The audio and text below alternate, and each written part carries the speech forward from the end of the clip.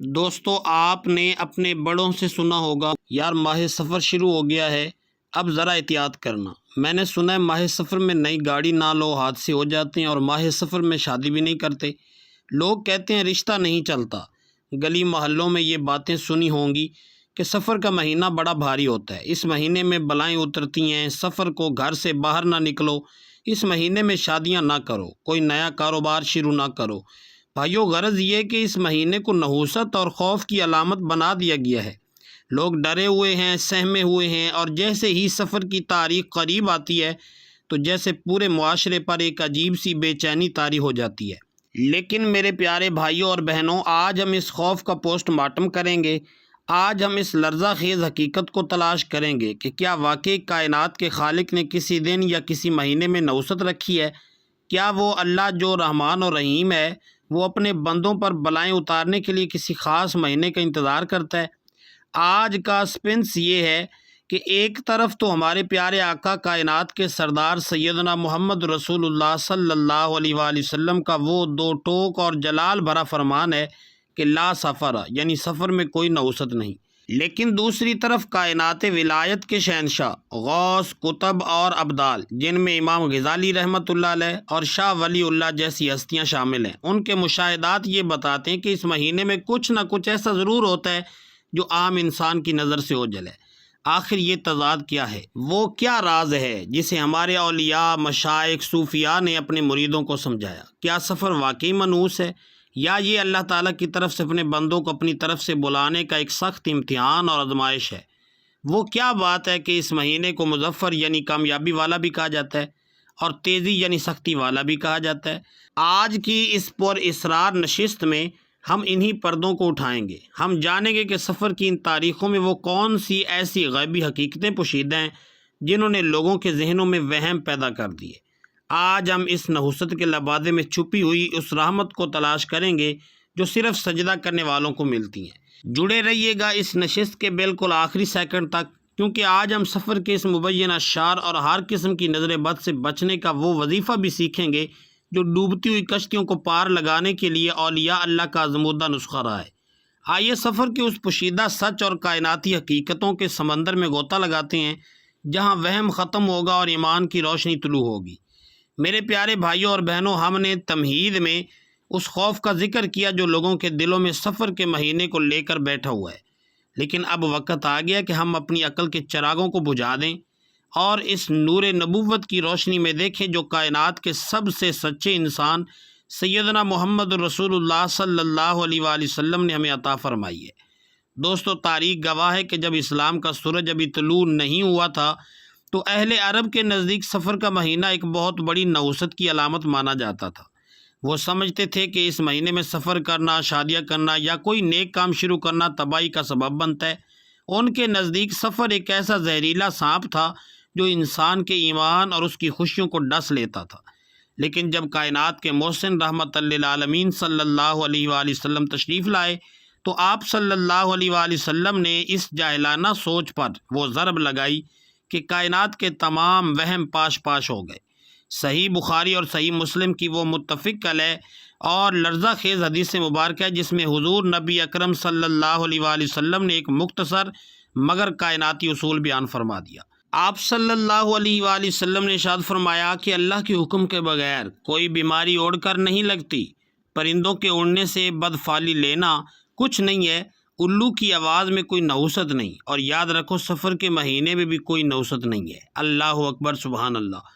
میرے پیارے بھائیوں، ذرا اس ایک جملے لا سفرہ کی ہیبت اور اس کی جلالت پر غور کریں۔ کائنات کا وہ سردار جس کے اشارے پر چاند ٹوٹ جائے، وہ پکار کر کہہ رہا ہے کہ اے لوگو، یہ دن، یہ مہینے، یہ تاریخیں سب کے سب اللہ کے پیدا کردہ ہیں۔ اللہ کے بنائے ہوئے کسی بھی وقت میں اللہ نے نحوست نہیں رکھی۔ نحوست تو انسان کے اپنے اعمال میں ہوتی ہے، نحوست تو اللہ کی نافرمانی میں ہوتی ہے۔ حضور صلی اللہ علیہ وآلہ وسلم نے واضح کر دیا کہ سفر کا مہینہ بھی ویسا ہی ہے جیسے محرم، ربیع الاول یا رمضان کا مہینہ ہے۔ اس میں شادی کرنا بھی سنت ہے، اس میں سفر کرنا بھی برکت ہے، اور اس میں خوشیاں منانا بھی ایمان کی علامت ہے۔ لیکن میرے عزیز دوستو، یہاں وہ باریک نکتہ سمجھیے جس نے آج بہت سے لوگوں کو الجھن میں ڈال رکھا ہے۔ اگر حضور صلی اللہ علیہ وآلہ وسلم نے فرمایا کہ نوست نہیں ہے تو پھر ہمارے اولیاء اللہ ہمارے غوث اور کتب کیوں فرماتے ہیں کہ اس مہینے میں احتیاط کرو؟ کیوں صوفیاء کرام اس مہینے کے آخری بدھ کو یا 13 صفر کو خاصی باتیں کرتے تھے؟ کیا معاذ اللہ ان کا قول حدیث کے خلاف ہے؟ خدا کی قسم ہرگز نہیں۔ اولیاء اللہ اور عارفین حق تو حدیث مصطفیٰ کے سب سے بڑے پہرے دار ہوتے ہیں۔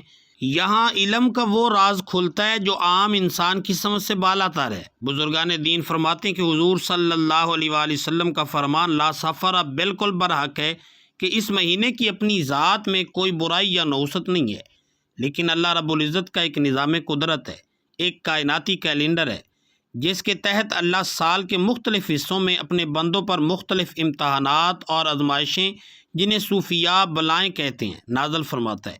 اولیاء اللہ کا یہ متفقہ مشاہدہ ہے کہ ہر سال کائنات میں جتنی بھی بلائیں، آزمائشیں، بیماریاں اور قید نازل ہونے ہوتے ہیں، ان کا ایک بہت بڑا حصہ بلکہ روایت کے مطابق 3,20,000 سے زیادہ بلائیں صرف سفر کے مہینے میں آسمان سے زمین کی طرف بھیجی جاتی ہیں۔ اللہ اکبر! میرے عزیز، ذرا اس بات کی گہرائی کو سمجھیے، یہ نوست نہیں ہے، یہ اللہ کا قانون آزمائش ہے۔ جس طرح ایک حکومت اپنا بجٹ کا اعلان ایک خاص دن کرتی ہے، اسی طرح کائنات کا مالک اپنی آزمائشوں کا کوڑا اس مہینے میں حرکت میں لاتا ہے۔ امام غزالی رحمۃ اللہ علیہ اپنی تصانیف میں اشارہ فرماتے ہیں کہ سفر کا مہینہ دراصل اللہ کے جلال کا مہینہ ہے۔ اس وقت آسمانی بلائیں زمین پر ایسے اترتی ہیں جیسے پرندے اپنے گھونسلوں کی طرف لپکتے ہیں۔ اب یہاں وہ نقطہ سمجھے جو آپ کی روح کو تڑپا دے۔ یہ بلائیں اللہ کیوں بھیجتا ہے؟ کیا وہ نعوذ باللہ اپنے بندوں کو تڑپا کر خوش ہوتا ہے؟ خدا کی قسم ہرگز نہیں۔ اولیاء اللہ فرماتے ہیں کہ یہ بلائیں دراصل غفلت میں سوئے ہوئے انسانوں کے لیے ایک الارم یعنی انداز ہے۔ جب انسان دنیا کی رنگینیوں میں کھو جاتا ہے، جب وہ اپنے رب کو بھول جاتا ہے، جب وہ گناہوں پر نڈر ہو جاتا ہے، تو پھر اللہ اسے جھنجھوڑنے کے لیے یہ آزمائشیں بھیجتا ہے۔ یہ بلائیں پکار پکار کر کہتی ہیں کہ غافل انسان، دیکھ، تیرا کوئی ظاہری سہارا تجھے نہیں بچا سکتا، اگر بچنا چاہتا ہے تو واپس اپنے رب کی چوکھٹ پر آ جا۔ یہ نوست نہیں بلکہ اللہ کی طرف سے اپنے بندے کو رجوع کرنے کی دعوت ہے۔ یاد رکھیے، یہ بلائیں تو صرف ان لوگوں کے لیے عذاب بنتی ہیں جو اللہ سے غافل ہوتے ہیں۔ جو اللہ کا ہو جاتا ہے اس کے لیے تو یہ آزمائش بھی ترقی درجات کا ذریعہ بن جاتی ہے۔ جب تم دیکھو کہ فضا بوجھل ہے، جب تم محسوس کرو کہ حالات سخت ہو رہے ہیں، تو اس وقت ڈر کر گھروں میں چھپنے کے بجائے مصلے پر آ کر چھپ جاؤ۔ اولیاء اللہ کا یہ طریقہ تھا۔ وہ ان تاریخوں میں کثرت سے استغفار کرتے تھے، کیونکہ توبہ وہ ڈھال ہے جو ہر بلا کا راستہ روک لیتی ہے۔ اس لیے میاں، تم سفر کی بلاؤں سے گھبراتے ہو۔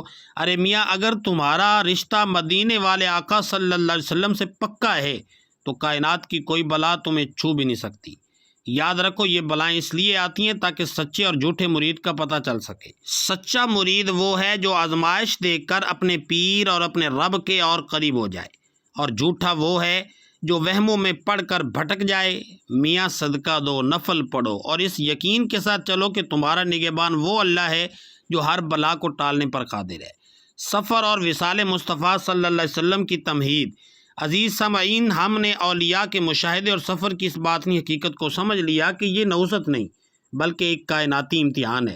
ہم نے دیکھ لیا کہ پناہ صرف اور صرف اللہ کی چوکھٹ پر ہے، لیکن اس مہینے کی اداسی صرف ان بلاؤں کی وجہ سے نہیں ہے۔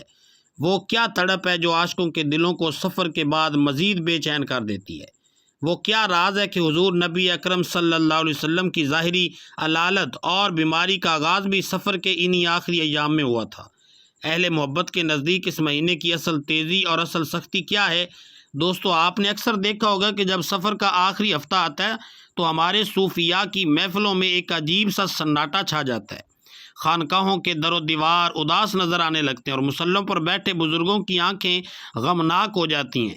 نادان لوگ اسے نوست سمجھتے ہیں، کم عقل اسے بھاری دن کہتے ہیں، لیکن خدا کی قسم اس اداسی کا نوست سے کوئی تعلق نہیں۔ تاریخ اسلام کے اوراق گواہ ہیں کہ کائنات کا وہ دلہ جس کے لیے یہ محفل دنیا سجائی گئی تھی، امام الانبیاء سیدنا محمد رسول اللہ صلی اللہ علیہ وسلم کی ظاہری علالت اور بیماری کا آغاز سفر کے انہی آخری ایام میں ہوا تھا۔ روایت بتاتی ہیں کہ سفر کا مہینہ ختم ہونے میں بھی چند دن باقی تھے جب کائنات کے اس سورج پر نقاہت کے بادل چھانے لگے۔ ذرا اس منظر کا تصور کریں، وہ ہستی جو تمام جہانوں کے لیے رحمت تھی، وہ ہستی جس کی ایک نگاہ کرم سے مردہ دلوں کو زندگی ملتی تھی، جب اسی ہستی نے اللہ سے ملاقات کے شوق میں اس دنیا سے ظاہری پردہ فرمانے کی تیاری شروع کی تو کائنات کی فضاؤں پر کیا گزری ہوگی۔ روایت میں آتا ہے کہ سفر کے آخری ایام کی ایک خاموش رات تھی جب حضور سرور کائنات صلی اللہ علیہ وسلم اپنے جلیل القدر صحابی حضرت ابو موہبہ رضی اللہ تعالی عنہ کے ساتھ مدینہ منورہ کے قبرستان جنت البقیع تشریف لے گئے۔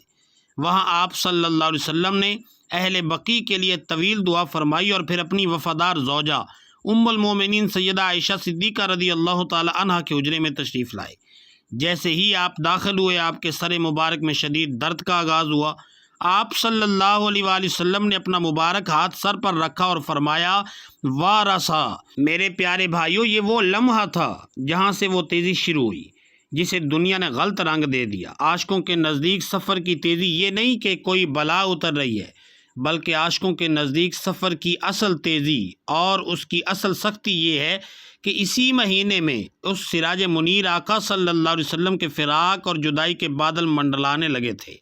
اسی لیے صوفیاء فرماتے ہیں کہ جس کے دل میں عشق مصطفیٰ صلی اللہ علیہ وسلم کی شمع روشن ہے، وہ جیسے ہی سفر کا آخری ہفتہ دیکھتا ہے، اسے اپنے آقا صلی اللہ علیہ وسلم کی وہ تکلیف، وہ نقاہت، وہ علالت یاد آ جاتی ہے جو انہوں نے اپنی امت کے غم میں اٹھائی تھی۔ بھائیو دیکھو، یہ مہینہ منحوس نہیں ہے، یہ مہینہ تو عاشقوں کے امتحان کا مہینہ ہے، سفر کا عملی وظیفہ۔ میرے پیارے بھائیوں اور بہنوں، ہم نے سفر کی حقیقت بھی جان لی، بلاؤں کے نزول کا باطنی راز بھی سمجھ لیا۔ اب وقت آ گیا ہے کہ ہم اپنی جھولیوں کو ان وظائف اور ان کلمات سے بھر لیں جو آج کے دن کی ہر سختی، ہر نظر بد اور ہر ناگہانی آفت کے لیے اللہ کے حکم سے ایک ڈھال بن جائے۔ سب سے پہلا اور بنیادی عمل جو اولیاء اللہ سفر کو کرنے کی تلقین فرماتے ہیں وہ ہے صدقہ۔ صدقہ اللہ کے غضب کو ایسے ٹھنڈا کرتا ہے جیسے پانی آگ کو بجھا دیتا ہے۔ آج کے دن اپنے رزق میں سے چاہے وہ 1 روپیہ ہی کیوں نہ ہو، اللہ کے نام پر نکال دیں، پرندوں کو دانہ ڈالیں، کسی بھوکے کو کھانا کھلا دیں یا کسی غریب کی خاموش مدد کر دیں۔ اب ذرا اس خاص تسبیح کا طریقہ نوٹ فرمائیں۔ بزرگان دین فرماتے ہیں کہ آج کسی بھی سفر کی رات یا دن میں کسی بھی وقت باوضو ہو کر جائے نماز پر بیٹھ جائیں، اپنے دل سے دنیا کے تمام ڈر نکال دیں اور یہ تصور کریں کہ آپ مدینہ منورہ کے اس سبز گنبد کے سائے میں بیٹھیں جہاں سے پوری کائنات کو پناہ ملتی ہے۔ سب سے پہلے 11 مرتبہ درود ابراہیمی نہایت ادب کے ساتھ پڑھیں۔ اس کے بعد آپ نے اللہ کا وہ صفاتی نام جو سلامتی بانٹتا ہے، یعنی یا سلام ہو، اور اس کے ساتھ سورۃ الفیل کی وہ آیت جس نے ہاتھیوں کے لشکر کو تباہ کر دیا تھا، ان کا ایک حصہ امتزاج پڑھنا ہے۔ آپ نے 313 مرتبہ یعنی اصحاب بدر کی تعداد کی نسبت سے یہ کلمات پڑھنے ہیں، یا سلامو الم تر کیف فعل ربک باصحاب الفیل۔ میرے پیارے بھائیوں، جب آپ یہ پکار رہے ہوں تو دل میں یہ یقین ہو کہ یا اللہ، جس طرح تو نے ابابیلوں کے ذریعے ہاتھی والوں کے شر کو مٹا دیا تھا، آج ان مبارک کلمات کے صدقے میری زندگی، میرے بچوں اور میرے گھر سے ہر بلا، ہر نظر بد اور ہر شیطانی چال کو مٹا دے۔ 313 مرتبہ یہ ورد مکمل کرنے کے بعد آخر میں دوبارہ 11 مرتبہ درود ابراہیمی پڑھ کر اپنے سینے پر دم کریں۔ اپنے ہاتھوں پر دم کر کے پورے جسم پر پھیر لیں اور پانی پر دم کر کے گھر والوں کو پلائیں۔ عزیز سامعین، آج کی اس پوری گفتگو کا نچوڑ، اس کا حاصل صرف ایک سچ ہے، اور وہ سچ یہ ہے کہ سفر نحوست کا مہینہ نہیں بلکہ رجوع الی اللہ کا مہینہ ہے۔ آئیے آج اس نشست کے اختتام پر ہم اللہ کی بارگاہ میں اپنے ٹوٹے ہوئے دلوں اور پھیلی ہوئی جھولیوں کے ساتھ ایک ایسی رقت امیز اور تڑپتی ہوئی دعا کرتے ہیں، یا اللہ ہو، یا رحمان ہو، یا رحیم ہو، یا حی ہو، یا قیوم ہو، یا ذوالجلال والاکرام۔ اے ٹوٹے ہوئے دلوں کو جوڑنے والے رب، کائنات کے ذرے ذرے کے نگہبان، اے وہ ذات جس کے حکم کے بغیر ایک پتا بھی نہیں ہل سکتا،